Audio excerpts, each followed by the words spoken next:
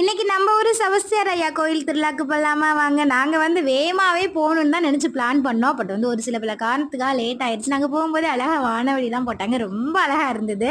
வந்ததுமே நேர கோயிலுக்குள்ள போய் ப்ரேயர் பண்ணிட்டு மெழுகுவர்த்திலாம் வாங்கி வச்சுட்டு வெளியில் வந்தோம். சப்பரை வந்து கோயிலுக்குள்ளே கொண்டு வந்துட்டாங்க. சப்பரத்தை வந்து கீழே இறக்குன உடனே நல்லா சடசடன்னு நல்ல மழை, பயங்கரமான கூட்டம் வேற. எவ்வளோ கூட்டம் இருந்தாலும் பரவாயில்ல, உள்ளே போய் சவஸ்திரையை தொட்டு பார்த்து கும்பிட்டுட்டு வந்துடலாம் அப்படின்னு உள்ளே பூந்து போய் எல்லாருக்குமே சேர்த்து ப்ரேயர் பண்ணிட்டு வந்துட்டு அதுக்கப்புறம் தான் சபஸ்திரையாவை மெதுவாக வந்து கோயிலுக்குள்ளே கொண்டு போனாங்க. நல்ல பயங்கரமான கூட்டம், மழையும் அதுக்கேற்ற மாதிரி பயங்கரமாக இருந்தது. போன வருஷம் திருவிழாலாம் ஏன்டா வந்தோம் அப்படின்னு இருந்தது. பட் இந்த வருஷம் எனக்கு ரொம்பவே ஹாப்பியாக இருந்தது. ஏன்னா நிறைய விஷயம் நடந்தது. இன்னைக்கு ரொம்ப ஸ்பெஷலான நாளைக்கு கூட நான் மறக்கவே மாட்டேன். நம்மளை சுற்றி இருக்கிறவங்க ஃபுல்லாக நம்மளை பிடிச்சவங்களா இருந்தாலே போதும், நமக்கும் கொஞ்சம் பாசிட்டிவாகவும் எனர்ஜியாகவும் இருக்கும்.